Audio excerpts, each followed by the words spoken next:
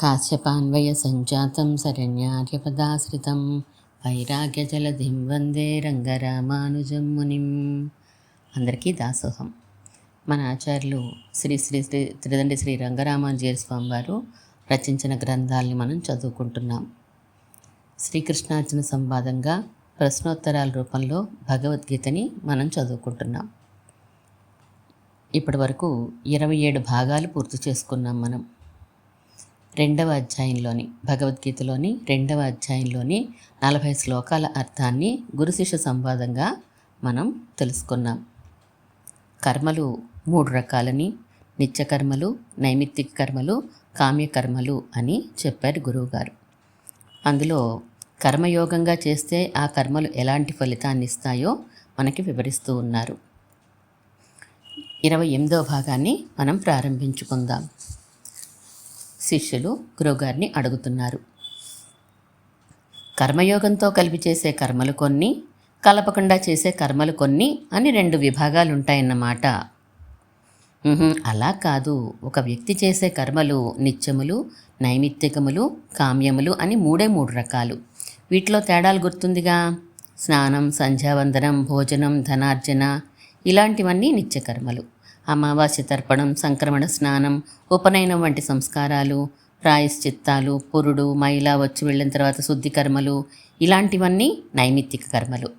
ఐశ్వర్యం కావాలనో, అనారోగ్యం పోవాలనో, పదవి రావాలనో, ఆయుష్ పెరగాలనో, స్వర్గంలో సుఖాలు అనుభవించాలనో చేసే కర్మలు కామ్యకర్మలు. ఈ 3 రకాల కర్మల్ని చేసేటప్పుడు కేవలం కర్మగాను చేయవచ్చు, కర్మయోగంగాను చేయవచ్చు. ఏంటి తేడా అంటే, కర్మకి కర్మయోగానికి ఏంటి తేడా? అదే చెప్పబోతున్నారు ముందు ముందు. ఆయా కర్మలిచ్చే ఫలాల్ని ఆశించి చేస్తే అది కర్మే అవుతుంది. మోక్షాన్ని ఆశించి చేస్తే అది కర్మయోగంగా అవుతుంది. అసలు ఈ టాపిక్తో అర్జునుడి ప్రస్తుత మానసిక స్థితికి బొత్తిగా సంబంధం లేదని అనిపిస్తోంది. ఎందుకు లేదు? అర్జునుడు తాను యుద్ధం చేసినందువలన బంధువధ చేసిన వాడినే నరకానికి పోతాను కనుక చెయ్యను అని అన్నాడు. పరమాత్మ, నిజమేనయ్యా, నరకానికే పోతావు, కానీ అది కర్మగా చేస్తేనే పోతావు, కర్మయోగం చేస్తే అలా పోవు అని అంటున్నాడు. అర్థమైంది. కర్మయోగంగా చేయడంలో ఆ కర్మలో మార్పులు చేయాలా? అవసరం లేదు. బుద్ధిలో మార్పు ఉంటే చాలు. చేసే పనిలో మార్పు అవసరం లేదు. స్నానం, సంధ్యావందనం వంటివి చేసినా, సంక్రమణ స్నానం వంటివి చేసినా, స్వర్గం కావాలని యాగం చేసినా, చేసిన పనిలో మార్పులు అవసరం లేదన్నమాట. కర్మకైనా కర్మయోగానికైనా బుద్ధిలోనే మార్పు అన్నమాట. ఆ బుద్ధి ఎలా ఉండాలి? ఏషాతే అభిహిత సాంఖ్య అనే శ్లోకంలో బుద్ధిర్యోగే ద్విమాన్ శృణు అని చెప్పబోయినాడే, అదే ఈ బుద్ధి. ఏదీ చెప్పలేదుగా. వెంటనే నేహాభిక్రమనాశోస్తి అంటూ కర్మయోగం గొప్పతనం చెప్పి ఊరుకున్నారు. అవును, నిజమే, గొప్పతనం చెప్తే దాని యందు రుచి కలుగుతుందని చెప్పారు. ఇక దాని తర్వాతి శ్లోకంలో ఆ బుద్ధి ఎలా ఉండాలో చెప్పబోతున్నారు. అసలు బుద్ధి అంటే ఏంటి? ఇది అని నిర్ణయం చేసే జ్ఞానం. మన మనస్సులో ఇలా చేద్దామా, అలా చేద్దామా అని అటు ఇటు ఊగుతున్న ఆలోచనలు కొన్ని ఉంటాయి. అదొక విధమైన జ్ఞానం. అలా కాకుండా ఇది ఇలా చేస్తాను అని నిర్ణయించుకున్న జ్ఞానాలు కొన్ని ఉంటాయి. ఇది చెయ్యాలి అని కానీ, ఇది చేయవద్దని కానీ నిస్సంశయంగా భావించిన జ్ఞానాన్నే బుద్ధి అని అంటారు. బుద్ధి అనేది కూడా ఒక జ్ఞాన రూపమే కదా. ఓసారి జ్ఞానాలని బహువచనాన్ని, ఇంకోసారి బుద్ధి అని ఏకవచనాన్ని వాడుతున్నారేంటి? బుద్ధులు అనేకములుగాను ఉండవచ్చు, ఒక్కటే బుద్ధిగా కూడా అవ్వచ్చును. అదేంటండి అలాగా? ఒకటి, అనేకం అనే 2 ఎలా సాధ్యమవుతాయి? మనం చేసుకునే నిశ్చయంలో ఉంది. ఢిల్లీ వెళదామనే నిశ్చయం చేసుకున్నప్పుడు మధ్యలో ఉండే ఎన్ని ఊళ్ళకి వెళ్తున్నా ఢిల్లీ అని ఒకే బుద్ధి నడుస్తుంది.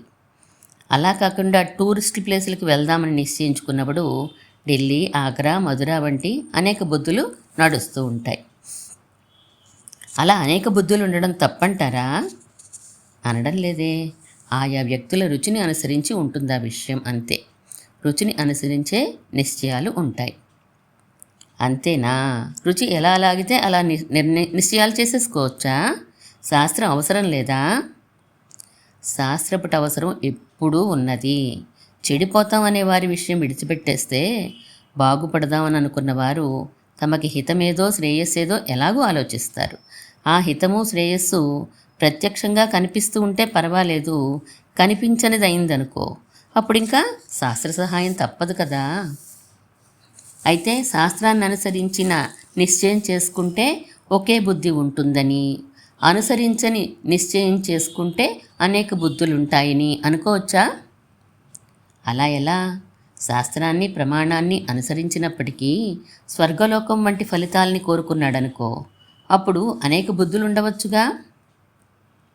స్వర్గం కావాలని కోరుకునే బుద్ధి ఒకటే కదా, అనేకం అంటారేమిటి? కామ్యకర్మే అయినప్పటికీ లక్ష్యం ఒకటే అవుతూ ఉంటే బుద్ధి ఒకటేగా. చాలా తెలివిగా ప్రశ్నలు వేస్తున్నావు, కానీ అలా కుదరదు. జాగ్రత్తగా విను. శాస్త్రాన్ని అనుసరించి నిశ్చయం చేసుకుంటున్నప్పటికీ కర్మలు చేసే వ్యక్తులు రెండు రకాలుగా ఉంటారు. ఒకరు ఆత్మ ఉన్నదని మాత్రం ఎరిగినవారు, ఇంకొకరు ఆత్మ అంటే ఏమిటో స్పష్టంగా ఎరిగినవారు. ఏంటి తేడా? ఆత్మే లేదనే నాస్తికులు లేనంత వరకు ఇబ్బంది ఏంటి? నాస్తికులకి ఈ శాస్త్రంతో పని లేదు. స్థిరమైన ఒక ఆత్మ ఉన్నదని ఒప్పుకున్న వారి కోసమే ఇది. అంత మాత్రమే ఎరిగిన వారి కోరికల కన్నా ఆ ఆత్మ అంటే ఏమిటో స్పష్టంగా ఎరిగిన వారి కోరికలు విలక్షణంగా ఉంటాయి. అంటే ఆత్మ ఉన్నది అని ఎరిగిన వారు మాత్రం స్వర్గాది సుఖాలను మించి ఆలోచించరు. ఆత్మ ఉన్నదని మాత్రం ఎరిగిన వారు స్వర్గాది సుఖాలను మించి ఆలోచించరు. కానీ ఆత్మ యాథాత్మ్య జ్ఞానం ఉన్నవారు స్వర్గ సుఖాల కన్నా పైదైన మోక్షమందు ఇచ్చ కలిగి ఉంటారు. అర్థమైంది. తమకేది కావాలి అనే నిశ్చయం శాస్త్రాన్ని ప్రమాణాలని అనుసరించి కాకుండా ఆత్మజ్ఞానాన్ని అనుసరించి ఉంటుందన్నమాట. Very good. అలాంటి భేదాల వలననే బుద్ధులు అనేకమా లేక ఏకమా అనేది నిశ్చయం అవుతుంది. చెప్పండి, ఏ బుద్ధి ఏ నిశ్చయం వల్ల కలుగుతుంది? నేను చెప్పేదేంటి? పరమాత్మే అనుగ్రహిస్తున్నాడు. వ్యవసాయాత్మిక బుద్ధి ఏకేహ కురునందన బహుశాఖాహ్యనంతాశ్చ బుద్ధయో అవ్యవసాయినా. అన్వయం ఎలా అంటే, కురునందన ఇహ వ్యవసాయాత్మిక బుద్ధి ఏకా అవ్యవసాయినాం బుద్ధయ అనంతాః బహుశాఖాశ్చ. దీని అర్థం ఏంటంటే, కర్మలను చేసేటప్పుడు అది వ్యవసాయాత్మికం అయితే ఒకే బుద్ధి ఉంటుంది, కాకపోతే అనేక శాఖలతో కూడిన అనేక బుద్ధులు ఉంటాయి. ఇదంతా కర్మయోగమేనా చెప్తున్నారు? కర్మయోగ సమయంలో బుద్ధి ఒకటిగా ఉండాలో అనేకంగా ఉండాలో నిష్కర్ష చేస్తున్నారు. మరి వ్యవసాయాత్మికం అంటే శాస్త్రబద్ధమైన నిశ్చయం అనా? కాదు, ఆత్మ యొక్క యథార్థ స్వరూప జ్ఞానంతో చేసిన నిశ్చయం అని.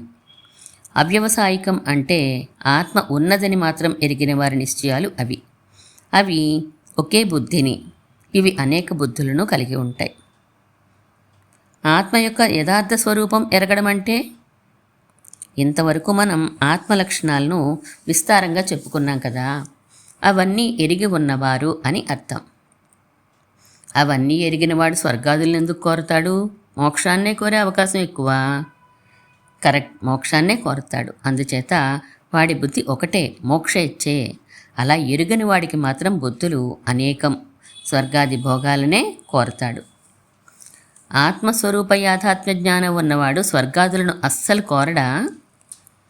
స్వర్గాదులను కోరడానికి ఆత్మస్వరూప యాథాత్మ్య జ్ఞాన అవసరమే లేదు, ఎందుకంటే శాస్త్రం విధించలేదు కనుక. అంతేకాదు, స్వర్గాదుల యందు రుచి కలిగే చేసేటట్లు శాస్త్రమే ఆ స్వర్గ సుఖాల్ని వర్ణించింది కనుక ఆత్మయాథాత్మ్య జ్ఞానం ఉన్నా లేకపోయినా వాటి మీద ఆసక్తి కలుగకపోదు. ఆసక్తి కలిగిన తర్వాత ఎలా యాగం చేయాలో శాస్త్రం చెప్పనే చెప్పింది. ఆ పైన యోగ్యమైన శరీరం ఉన్నది. లోటు లేకుండా యాగాన్ని చేసినప్పుడు ఎలాగూ స్వర్గం లభించక తప్పదు. ఇక ఆత్మయాథాత్మ్య జ్ఞానంతో వాడికి పనేంటి? ఏ కామ్యకర్మకైనా ఇంతేనా? ఆహా, కామ్యకర్మలు రెండు రకాలు కదా. దృష్టఫలములైన ఐశ్వర్యం, పదవి వంటి వాటి విషయంలో ఎలాగూ ఆత్మయాథాత్మ్య జ్ఞానం అవసరం లేదు. అదృష్ట ఫలములైన స్వర్గం మొదలైన వాటికి ఉండాలని శాస్త్రం చెప్పలేదు. పైగా శాస్త్రం అనుమతిస్తూనే ఉన్నది. అయితే కామ్యకర్మల్ని చేసేసుకోవచ్చా? ఆ మంచి చెడ్డల్ని తర్వాతి శ్లోకంలో చెప్తారు. ప్రస్తుతం మాత్రం ఈ శ్లోకంలో కామ్యకర్మలు ఆచరించే వారి బుద్ధులు అనంతములు, బహుశాఖలు అనే విషయాన్ని మాత్రమే చెప్తున్నారు అంతే. అనంతములు ఎందుకైనాయి? స్వర్గం ఒకటేగా. అలా ఎలా చెప్తావు? ఆత్మయాథాత్మ్య నిశ్చయ జ్ఞానం వాడికి లేదు కనుక, ఉండవలసిన అవసరమున్నూ లేదు కనుక వాడి బుద్ధులు ఇది ఈ ఫలానికి సాధనం, ఇది ఈ ఫలానికి సాధనం అంటూ అనంతములుగా సాధనముల వెనుక పరిగెడుతూ పుత్ర, పశు, అన్నాదుల వంటి దృష్టఫలాలను, స్వర్గాదుల వంటి అదృష్ట ఫలాలని కూడా పొందాలని చూస్తాయి. అంతేకాదు కొన్ని కర్మలకి అవాంతర ఫలాలు కూడా ఉంటాయి. అవాంతర ఫలాలంటే బై ప్రొడక్ట్స్ అన్నమాట. మామిడి మొక్కని పళ్ళు తినాలనే ఫలం కోసం అనే నాటినా దాని ఆకులని తోరణాలుగా, పుల్లల్ని వంట చెరుగ్గా కూడా వాడతారు కదా. వాటిని అవాంతర ఫలాలు అని అంటారు. అలాగే ఏదైనా యాగాన్ని ఐశ్వర్యం కోసం చేసినప్పుడు ప్రధాన ఫలం ఐశ్వర్యమే అయినా ఆ ఐశ్వర్యాన్ని అనుభవించడానికి తగిన ఆయుష్, ఆరోగ్యం, భార్య, కుటుంబం వంటి అవాంతర ఫలాలన్నీ వచ్చి పడతాయి. ఆ విషయాన్ని శాస్త్రం ద్వారా ఎరిగి ఉండడం వలన బుద్ధులు కూడా ఆ ఫలాల వైపు పరిగెడుతూనే ఉంటాయి. అందుచేత ఫలములనేవి వృక్షాలనుకుంటే అవి అనేకములు, అవాంతర ఫలములనేవి కొమ్మలు అనుకుంటే ఒక్కొక్క వృక్షానికి బోలెడు కొమ్మలు. సో బుద్ధులు కూడా అనంతములు, బహుశాఖలు. కామ్యకర్మలకి మాత్రమే ఇలా బుద్ధులు అనంతములు, బహుశాఖలు అవుతాయా? నిత్యకర్మలకి, నిత్య నైమిత్తిక కర్మలకి అవవా? ఎందుకవవు? అవుతాయి. నిత్య నైమిత్తిక కర్మల్ని లోటు లేకుండా జీవితాంతము కొనసాగించిన వారికి ప్రాజాపత్యాది లోకప్రాప్తి ప్రధాన ఫలం. అనర్థములు కలగకపోవడం మొదలైనవి అవాంతర ఫలాలు. నిత్య నైమిత్తిక కర్మలు రెండింటికి కలిపి వచ్చే ఫలాలు అవి, కలిపి విడిగాను కూడాను. అబ్బా చిరాకు కదూ! వందలు, వేలు, లక్షల కొద్ది కర్మలు, అన్ని ఫలాలు, అన్ని అవాంతర ఫలాలు, అన్ని బుద్ధులును. అవును మరి. అందుకే కదూ మనం ఇది చేద్దాం, అది చేద్దాం, అలా చేద్దాం, ఇలా చేద్దాం అంటూ ఎప్పుడు రెస్ట్లెస్గా ఉంటాం మనం. మరి ప్రశాంతంగా ఉండాలంటే మంది ఏంటి అసలు? ఆత్మ యాథాత్మ్య జ్ఞానమే. ఆత్మ ఉన్నదని మాత్రం ఎరిగినవాడు అవ్యవసాయాత్మకుడు. వాడి బుద్ధులే ఇలా అనేకములుగా ఉంటాయి. అదే వ్యవసాయాత్మకుడు అయితే కర్మలెన్నింటినీ చేస్తున్నా బుద్ధికి ఏకత్వం ఉంటుంది. అదే మోక్షేచ్ఛ. అదెలా? కర్మలు మారుతుంటే ఫలములు మారవా? ఫలములు మారితే బుద్ధులు మారవా? వ్యవసాయాత్మక బుద్ధికి ఏకత్వం ఎలా? అసలు ఏకత్వం అంటే ఏంటి? ఒకటే బుద్ధి అనా? బుద్ధి క్షణికం కదా. బుద్ధి ధారలో అనేక బుద్ధులు ఉంటాయి కదా. ఏకత్వం ఎలా? అమ్మో ఎన్ని ప్రశ్నలో! ఇంకా దీనికి ప్రధానాంగాలు, ఉపాంగాలు ఉంటాయి కదా. వాటన్నిటితో కూడుకొని ఉన్న బుద్ధి ఒక్కటేగా అంటారా?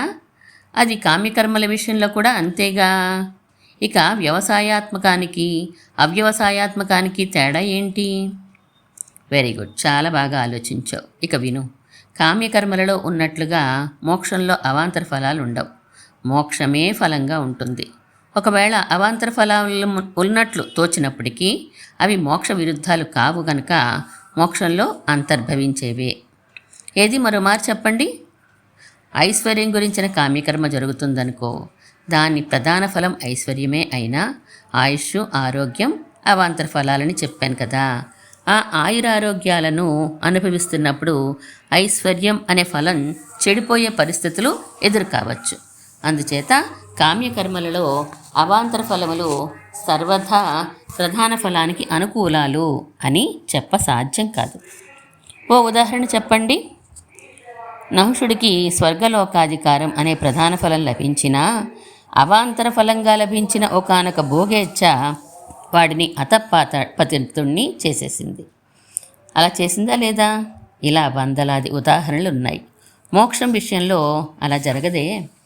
మోక్షమనే ప్రధాన ఫలాన్ని చెడగొట్టగలిగిన అవాంతర ఫలాలు రానే రావు. అందుచేత అవాంతర ఫలాల విషయంలో ఆశే ఉండదు కనుక బహుశాఖలుగా బుద్ధి విడిపోదు. ఓహో, అవును నిజమే. కామ్యకర్మల్లో అయితే అనేక ఫలాలు కనుక అనేక బుద్ధులు. ఇక్కడ మోక్షం ఒకటే ఫలం కనుక ఒకటే బుద్ధి. కానీ మోక్షేచ్ఛ కలిగిన వాడికి కూడా అంతఃకరణ శుద్ధి కోసం కర్మలు చేయాలి కదా. ఆ ఫలాన్నైనా అవి ఇస్తాయి కదా. అప్పుడెలాగా?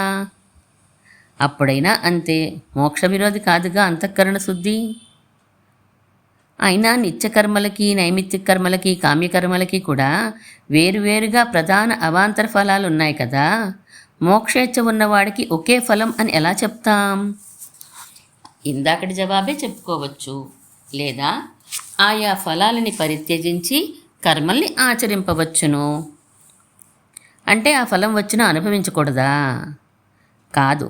ఫలానుభవం ఉన్నా దాని యందు ఇచ్చ కానీ ధ్యాస కానీ లేకుండా ఉండాలి. ఆ వివరాలు ముందు ముందు ఇంకా తెలుస్తాయి. సరే పోని, కామ్యకర్మల్ని ఫలమందు ధ్యాస లేకుండా ఎలా ఆచరించడం? కామ్యాన్ని నిష్కామంగా చేయడం అంటే పరస్పర విరుద్ధం కదూ. తప్పదు మరి. నిత్య నైమిత్తిక కర్మల్ని ఎలా అయితే ఒక రొటీన్గా మెకానికల్గా చేసేస్తూ ఉంటామో అలాగే కామ్యకర్మల్ని చేయవలసిన సందర్భం వచ్చినప్పుడు కూడా మోక్షేచ్ఛ అనే ఒకే బుద్ధితో చేస్తూ వెళ్ళిపోవాలి. కామ్యకర్మల్ని చేయవచ్చు అన్నది శాస్త్రం, ఫలం అనుభవించవచ్చు అన్నది. కానీ మోక్షేచ్ఛ గలవాడు కామ్యకర్మల్ని ఫలమందు దృష్టి లేకుండా చెయ్యాలి అంటున్నారు. శాస్త్ర విరుద్ధం కాదా ఇది? ఆ ఫలమందు ఆశతో ఆ కర్మని చేయమని శాస్త్రం చెప్తూ ఉంటే ఆశని విడిచి మీరు చేయమంటారేంటి? మోక్షేచ్ఛే ప్రధానమైతే క్షత్రియుడు చేయవలసిన దానిని బ్రాహ్మణుడు చేసేసినా పర్వాలేదా ఏంటి? క్షత్రియ బ్రాహ్మణ కర్మల్ని తారుమారు చేయడం లాంటి వర్ణాశ్రమ ధర్మాల్ని దాటి చేసే కర్మలు శాస్త్రాన్నే అతిక్రమిస్తాయి. కనుక మోక్షశాస్త్రం కూడా అలా చేయమని చెప్పలేదు. కనుక అవి మోక్షానికి కారణం అవ్వవు, పైగా విరోధులే అవుతాయి. కానీ ఫలాన్ని విడిచి కామ్యకర్మని ఆచరించవచ్చు అనడం మోక్షశాస్త్రం అంగీకరించింది. కనుక సామాన్య శాస్త్రం కన్నా మోక్షశాస్త్రం ప్రబలం. కనుక మోక్షేచ్ఛతో కామ్యకర్మల్ని చేయవచ్చు.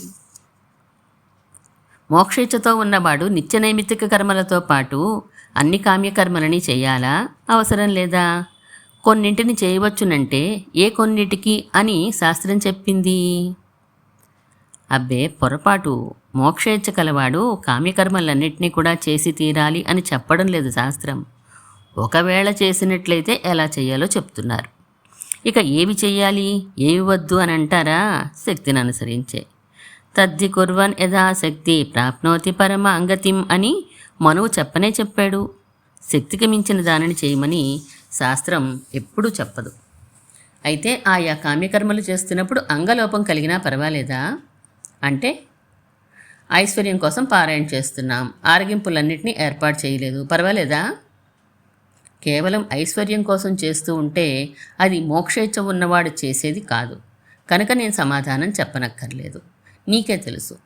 మోక్ష ఫలంలో భాగంగా భగవంతుడి కైంకర్యం కోసం ఐశ్వర్యం కావాలి అనే భావనతో చేస్తున్నప్పుడు శక్తి ఉన్నంత వరకు అంగములన్నిటినీ పాటించవలసిందే. దేశకాల వైపరీత్యాల వలన సాధ్యం కాకపోతే దానిని ఒక లోటుగా చూడడు భగవంతుడు. కానీ కేవల కామ్యకర్మగా చేస్తూ ఉంటే మాత్రం ఎట్టి పరిస్థితులలోనూ ఆరగింపులు అన్నీ చేయవలసిందే. లేకపోతే ఫలం రాకపోవడమే కాదు, బ్రహ్మరాక్షసులైపోవడం వంటి దోషాలు తగులుకుంటుంది కూడాను. అమ్మో, అయితే కామ్యకర్మలు భయంకరమైనవన్నమాట. ఆహా, అదే కదా వెనకటి నేహా విక్రమ నాశోస్తి శ్లోకంలో సూచించాడు.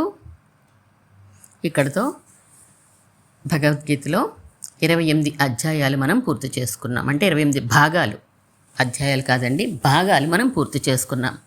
2వ అధ్యాయం మనకి నడుస్తోంది. 29వ భాగాన్ని ప్రారంభించుకుందాం. శిష్యులు అడుగుతున్నారు, మరి లోకంలో అందరూ మోక్ష సాధన బుద్ధితోనే కర్మలు చేస్తున్నారంటారా? లేదు, చేయడం లేదు సరికదా, కామ్యకర్మల మీద ఆసక్తితోటే ఉన్నారు. అది ఈనాడే కాదు, ద్వాపరయుగం నుండి కూడా అదే పరిస్థితి ఏమో అనిపిస్తుంది తర్వాతి శ్లోకాలు చూస్తే. ఏంటా శ్లోకాలు? వరుసగా 3 శ్లోకాలకు కలిపి ఒకటే అన్వయం జాగ్రత్తగా విను. యామిమాం పుష్పితాం వాచం ప్రవదంత్య విపశ్చితః వేదవాదరతాః పార్థ నాన్యతస్తీతి వాదినః కామాత్మానః స్వర్గపరా జన్మకర్మఫలప్రదాం క్రియావిశేషబహుళాం భోగైశ్వర్యగతిం ప్రతి భోగైశ్వర్యప్రసక్తానాం తయా అపహృతచేతసాం వ్యవసాయాత్మికా బుద్ధిః సమాధౌ న విధీయతే. అన్వయక్రమం ఎలా తీసుకోవాలంటే, పార్థ వేదవాదరతాః అన్యత్ నాస్తి ఇతి వాదినః కామాత్మానః స్వర్గపరా అవిపశ్చితః జన్మకర్మఫలప్రదాం క్రియావిశేషబహుళాం భోగైశ్వర్యగతిం ప్రతి పుష్పితాం ఇమాం యాం వాచం ప్రవదంతి తయా అపహృతచేతసాం తేషాం భోగైశ్వర్యప్రసక్తానాం సమాధౌ వ్యవసాయాత్మికా బుద్ధిః న విధీయతే. అబ్బో, చాలా పెద్దదైపోయిందే. తాత్పర్యం చెప్పండి. సులభంగా చెప్పుకోవాలంటే, వ్యవసాయాత్మకమైన బుద్ధి కలగడం చాలా కష్టం అని అంటున్నారు. ఓహో, వెనక శ్లోకంతో లింకా? కాదు మరి. వ్యవసాయాత్మిక బుద్ధి అనే వెనక శ్లోకంలో మోక్షేచ్ఛ గలవాడిది ఒకే బుద్ధి అని, ఇతరులవి అనేక బుద్ధులని చెప్పారు కదా. ఆ అనేక బుద్ధులు కలవారు ఎలా ఉంటారో, ఎందుకు అలా ఉంటారో వివరిస్తున్నారు ఈ శ్లోకంలో. ఎలా ఉంటారట? వారికి 5 విశేషణాలని వరుసగా వేశారు. అవిపశ్చితులు, వేదవాదరతులు, కామాత్ములు, స్వర్గపరులు అని. విపశ్చితులు అంటే పండితులనే కదా అర్థం. పండితులు కానివారు అవిపశ్చితులు అనేగా అర్థం. ఇంచుమించు అంతే. వివిధం పశ్చిత్ ఏషాంతే విపశ్చితః అని అర్థం. చిత్ అంటే జ్ఞానం. వివిధ రకములైన జ్ఞానములు కలవారు విపశ్చితులు. అది లేనివారు అవిపశ్చితులు అంటే అల్పజ్ఞులు అని అర్థం. ఇంకా చెప్పాలంటే ఉపనిషదర్థాన్ని ఎరిగి స్థిరాస్థిర వివేకం కలుగని వారు అని చెప్పుకోవచ్చు. వేదవాదరతులంటే అంటే కర్మలకి సంబంధించిన వేద విషయములను చెప్పేవారు అని అర్థం. అదెలా? వేదం అంటేనే జ్ఞానం గురించి కూడా చెప్తుంది కదా. చెప్తుంది. వేదంలో కర్మకాండ, జ్ఞానకాండ 2 ఉంటాయి. అయితే వేద శబ్దం, వేదాంత శబ్దం కూడా వాంగ్మయంలో ప్రయోగించబడుతున్నాయి. ఒక్కోసారి సందర్భానుసారంగా వేదం అని వాడినప్పుడు కర్మకాండ, జ్ఞానకాండలు 2 అర్థం అవుతూ ఉంటాయి. అయితే సాధారణంగా వేద శబ్దం చెప్పినప్పుడు వాడినప్పుడు కర్మల పరంగాను, వేదాంత శబ్దం వాడినప్పుడు జ్ఞానపరంగాను స్వీకరిస్తాం మనం. అందుచేత వేదవాదరతాః అంటే వైదిక కర్మలైన యజ్ఞయాగాదులందు ప్రీతి కలిగిన వారు అని అర్థం. ఉపనిషద్వాక్యములయందు అంత ప్రీతి లేనివారు కూడా అని కూడా అర్థం చెప్పుకోవచ్చు. కామాత్మానః అంటే సులభమే కదా. కామేషు ఆత్మా ఏషాంతే, కోరికల యందు చిక్కుకొనిన మనస్సు కలవాడు. స్వర్గపరాహ అంటే స్వర్గమనందే బుద్ధి కలవారు, మోక్ష విముఖులు. అవునా? అవునంతే. ఇలా అవిపస్థితులవడం వలన వేదవాదరతులు, కామాత్ములు, స్వర్గపరులు అయిన వారు జన్మ కర్మ ఫలప్రదము, క్రియావిశేష బహుళము, భోగైశ్వర్య గతిం ప్రతి వర్తమానము అయిన కబుర్లు అంటే ఉపదేశాలు చెప్తూ చేస్తూ ఉంటారట. మరల మరల జన్మను కలిగించేవి, అనేక క్రియలతో కూడినవి, భోగములు, ఐశ్వర్యములు వంటి వాటి యందు మొగ్గు చూపించేవైన మాటలు చెప్తూ ఉంటారు అనే కదా అర్థం. గుడ్. ఆ కబుర్లు, ఆ ఉపదేశాలు ఎలా ఉంటాయంటే పుష్పితాం అంటే రమ్యంగా, పుష్పాల్లా ఆకర్షణీయంగా ఉంటాయి. పుష్పించడం వరకే తప్ప ఫలించవా అవి అని అర్థమా? ఫలిస్తాయి, కానీ ఆ ఫలాలు నిస్సారాలు. మోక్షఫలంతో పోలిస్తే స్వర్గాది ఫలాలు నిస్సారాలే కదా. ఇలాంటి మాటలు వినగానే లోకుల దృష్టి అటు మళ్ళీపోతుందన్నమాట. సహజమే కదా. అసలే లోకులందరూ భోగైశ్వర్య ప్రసక్తులు అంటే సుఖానుభవం మీద చాలా ఆసక్తి కలవారు. వారికి కామికర్మల ఫలాల గురించి వేదంలో వాక్యాలు చెప్పేసరికి వారు కాస్త అపహృత చేతసులైపోతారు. వారి ఆత్మజ్ఞానం కాస్త ఆవిరైపోతుంది. ఇంకేముంది? అట్టివారికి సమాధో వ్యవసాయాత్మిక బుద్ధి న విధీయతే. మనసులో మోక్ష విషయ నిశ్చయాత్మకమైన బుద్ధి చేయబడదు. మోక్ష విరుద్ధములైన కామ్యకర్మల గురించి వేదం ఎందుకు చెప్పాలసలు? చెప్పింది చెయ్యకూడదని ఎలా అనుకుంటాం? ఇదివరకు ఇలాంటి ప్రశ్నలు ఇంకో రూపంలో నువ్వు వేశావు, నేను సమాధానం చెప్పాను. మళ్ళా వివరిస్తాను విను. ఎన్ని మార్లు ప్రశ్నించాను, ఎన్ని మార్లు సమాధానం వచ్చింది అని కాదు.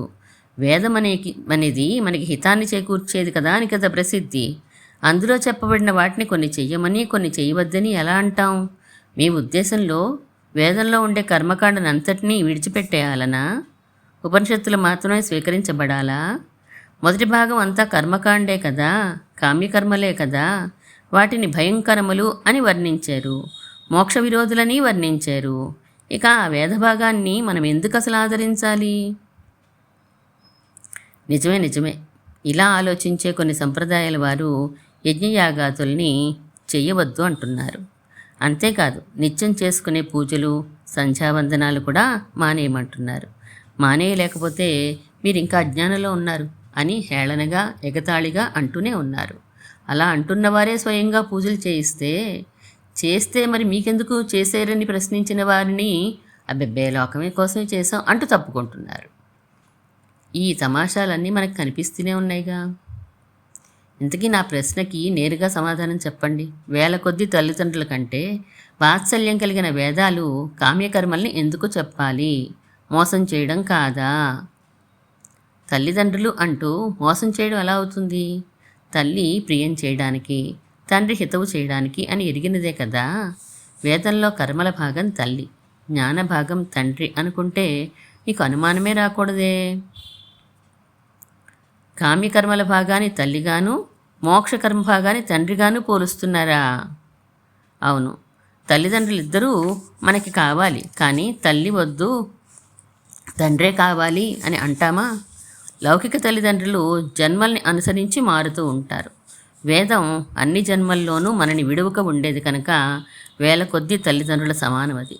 తల్లి ప్రియాన్ని మాత్రమే కలిగిస్తుందని, తండ్రి హితాన్ని మాత్రమే కలుగజేస్తాడని అర్థం కాదు. హితాన్ని ప్రియంగా కనబరిచి అలవాటు చేసేది తల్లి, హితాన్ని హితంగానే చెప్పచూసేవాడు తండ్రి.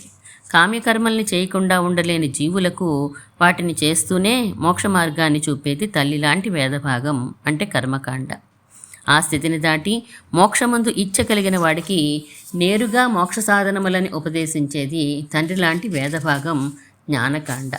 అంతేకాని ఇందులో మోసం ఏమీ లేదు. మందు తిననని అల్లరి చేసే బిడ్డడికి వెన్నలో మందును కూరి వెన్న తినమని బిడ్డడిని అడిగే తల్లిని మోసగత్తి అనగలమా? కొంత అర్థమైంది, కానీ ఇంకోలా అడుగుతాను చెప్పండి. వేదం అంటే పరమపురుషుడి ఆజ్ఞారూపమే కదా. మోక్షం గురించి కాకుండా ఇతర ఫలములను గురించి చెప్పిన భాగమే పెద్దది, అధికం కూడా కదా. అవన్నీ దుఃఖాలనే కలుగజేస్తాయి కదా, వాటిని విడవవలసిందే కదా. వేద విరుద్ధమైతే విడవమని చెప్తాం, కానీ వేదంలో చెయ్యమన్న దానిని విడవమని ఎలా చెప్తాం? పరస్పర విరుద్ధములైన భగవదాజ్ఞలు ఉండడం సబ్బా? ఇందులో పరస్పర విరుద్ధం ఏమీ లేదని తర్వాత శ్లోకంలో తెలుస్తూనే ఉన్నది చూడు. త్రైగుణ్య విషయా వేదాః నిస్త్రైగుణ్యో భవ అర్జున, నిర్ద్వంద్వో నిత్యసత్వస్థో నిర్యోగక్షేమ ఆత్మవాన్. అన్వయ ఎలా అంటే, వేదాః త్రైగుణ్య విషయాః, హే అర్జున, నిస్త్రైగుణ్యః నిర్ద్వంద్వః నిత్యసత్వః స్థః నిర్యోగక్షేమః ఆత్మావాన్ భవ. తాత్పర్యం విను ఓ అర్జున. వేదములు సత్వరజస్తమో గుణములు కల 3 రకముల వారి కొరకు ఉన్నాయి. నీవు ఈ సంకీర్ణాన్ని వదిలి కేవలం సత్వగుణంతో సుఖదుఖాలకు అతీతంగా ఆత్మస్వరూప దర్శనమందు ఆసక్తితో ఉండు. ఇంకొంచెం వివరించండి. ఓ పాఠశాల, కళాశాల ఉన్నదనుకో, వాటి ప్రయోజనం ఏంటి? చదువులు చెప్పడం, నేర్పించడం, డిగ్రీ ఇప్పించడం. కానీ అవే కళాశాలలో, పాఠశాలల్లో ఆటలు పాటలు నేర్పే ఉపాధ్యాయులు, తరగతి గదులు కూడా ఉంటాయి. ఆటపాటల్లో పడితే చదువు చెడిపోతుందని లోకప్రసిద్ధి ఉన్నా అవి అందులో ఎందుకు ఉండాలి? ఎందుకేంటి? చదువు మీద శ్రద్ధ లేకపోయినా ఆటపాటల మీద మోజుతో చేరి అంతో ఇంతో చదువు వంట పట్టించుకుంటారని కావచ్చు, లేదా కాస్తంత ఆటపాటలు కూడా ఉంటే చదువు బాగా వంట పడుతుందని కావచ్చు. ఆటపాటలు కూడా ఒక చదువే అని కావచ్చు. అవునా మరి? ఇలా లోకంలో ఉండే 3 రకాల వారిని దృష్టిలో ఉంచుకొని లౌకిక పురుషులే పాఠశాలలు కళాశాలలు నడుపుతూ ఉంటే ఇక పరమ పురుషుడు ఆ మార్గంలో ఆలోచించడా? అంటే లోకంలో తమోగుణ ప్రచురులు అధిక సంఖ్యలో ఉంటారు. వారికి ఈ లోకపు సుఖాల మీద మోజు. రజోగుణం ప్రచురులు అంతకన్నా తక్కువగా ఉంటారు. వారికి స్వర్గాది లోకాల సుఖాల మీద మోజు. సత్వగుణ ప్రముఖులు ఇంకా తక్కువ ఉంటారు. వారికి మోక్షం మీద మోజు. వేదం అనేది కొద్ది మందికో కాదు, అందరికీ. ధూమపానానికి అలవాటు పడిన వాడికి ఆ అలవాటు మాన్పించాలని తల్లిదండ్రులు డబ్బు అందకుండా చేస్తే దొంగతనానికి కూడా అలవాటు పడిపోతాడు, కానీ మానడు. అలాగే తమోగుణ రజోగుణ ప్రచురులైన వారికి తగిన సాధనలు చుబ్బకపోతే వేదాన్నే తిరస్కరించే ప్రమాదం ఉంది. అది జరిగిన నాడు శాశ్వతంగా మోక్షఫలానికి దూరం అయిపోతారు. వారికి కావలసిన లౌకిక సాధనలు వేదాలలో ఉండడం వలన వేదాన్ని పరీక్షించగా ఎప్పటికైనా మోక్షమందు ఇచ్చ కలిగే అవకాశం ఉంటుంది. అందుకు వేదం త్రైగుణ్య విషయం అయింది. ఒప్పుకున్నాను మీరు చెప్పింది, కానీ అర్జున నిస్త్రైగుణ్యుడి అవ్వు అని 3 గుణాలని విడవమంటున్నారు ఎందుకు? 3 గుణాలని విడవమనలేదు, 3 గుణముల శంకరాన్ని విడవమంటున్నారు. సాధారణంగా ఏ వ్యక్తికైనా సత్వరజస్తమో గుణాలు కలిసే ఉంటాయి. నువ్వు నిత్యసత్వస్థ అవ్వు, సత్వగుణంతో కూడిన వాడివి అవ్వు.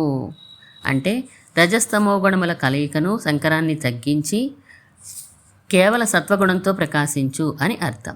అంతే తప్ప వేదం మొదటి భాగం అంతా కర్మకాండే, అందులో 3 గుణాలు కలిసి ఉన్నాయి కనుక మొత్తం కర్మకాండనే విడిచేయాలి, యజ్ఞయాగాదులు పూజలు పురస్కారాలు సంధ్యావందనాలు చేయకూడదు, అప్పుడే మోక్షం వస్తుంది అని అర్థం కాదు. సత్వగుణం పెరిగిన కొద్దీ కామ్యకర్మలు చేసినా, నైమిత్తిక కర్మల్ని చేసినా, నిత్యకర్మల్ని చేసినా మోక్ష సంబంధమైన వ్యవసాయాత్మక బుద్ధితో ఎలా చేయాలో తెలుస్తుంది అని అర్థం. బాగా అర్థమైంది. నిర్యోగ క్షేమ ఆత్మవాన్ అంటే యోగం అంటే పొందడం, క్షేమం అంటే పొందిన దానిని నిలుపుకోవడం. మోక్ష విరుద్ధములైన విషయాల్ని పొందాలనుకోకు. కాలవశం చేత ఒకవేళ పొందినా దానిని నిలుపుకోవాలి అని అనుకోకు. అప్పుడే నువ్వు నిర్ద్వంద్వుడివి అవుతావు. అంటే సుఖదుఖములు నిన్ను ప్రభావితం చెయ్యవు. మరి ఈ జీవుడికి తాను రజోగుణంతో ఉన్నాను, తాను తమోగుణంతో ఉన్నాను అని తెలుస్తుందా? వాటిలో ఉన్నవాడికి అదే మంచిదనిపిస్తూ దానినే సత్వగుణమని భ్రమిస్తూ ఉండాడు. అలా ఉండడు. నిజమే, అలా కూడా జరగవచ్చు. కనుకనే ముందు అధ్యాయాల్లో మన ప్రవర్తనని అనుసరించి మనకే గుణం ఉన్నదో తెలుసుకునే మార్గాన్ని ఉపదేశిస్తారు. అంతేకాదు ఎలాంటి ఆహారాలు తీసుకుంటే సత్వగుణం పెరుగుతుందో సూచిస్తారు. అందుచేత అసాత్విక ఆహారాల్ని విడిచిపెట్టి సాత్విక ఆహారాల్ని స్వీకరిస్తూ ఉంటే నిర్యోగ క్షేమ ఆత్మవాన్ అయిపోతాడు.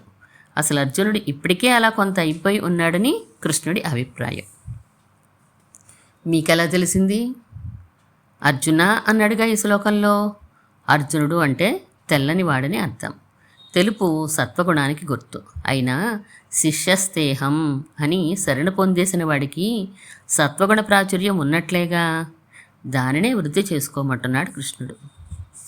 అయితే ఇంతకీ వేదాన్నంతటినీ ఆచరించాలా అక్కర్లేదా? వెర్రివాడా, ఇంకా అనుమానం ఉందా? నీలాంటి వాళ్ళ కోసమే కాబోలు ఇంకో శ్లోకం కూడా బయలుదేరింది. యావానర్థ ఉదపానే సర్వతః సంప్లుతోదకే తావాన్ సర్వేషు వేదేషు బ్రాహ్మణస్య విజానతః. అన్వయం ఎలా అంటే సర్వతః సంప్లుతోదకే ఉదపానే యావాన్ అర్ధః విజానతః బ్రాహ్మణస్య సర్వేషు వేదేషు తావాన్ అర్థః.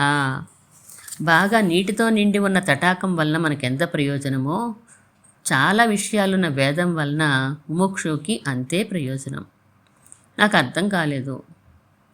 నీటితో సర్వవిధాలా నిండి ఉన్న తటాకం వలన దప్పిక కలిగిన వాడికి ఎంత ప్రయోజనం? తన దప్పిక తీర్చడానికి తగినంత నీరే అవసరం, కానీ ఉన్నది కదా అని అంతటినీ తాగడు కదా. అలాగే ఎన్నో విషయాలున్నా వేదంలో మోక్షేచ్ఛ కలవాడు తనకి అవసరమైన దానినే స్వీకరిస్తాడు అని గురువుగారు సమాధానం చెప్పారు. ఇక్కడితో 29 భాగాలు మనం చదవడం పూర్తి చేసుకున్నాం. మిగిలింది రేపు చదువుకుందాం. శ్రీమన్మహాభూతపురే శ్రీమత్కేశవ యజ్వరః కాంతిమత్యాం ప్రసూతాయ ఇతి రాజాయ మంగళం.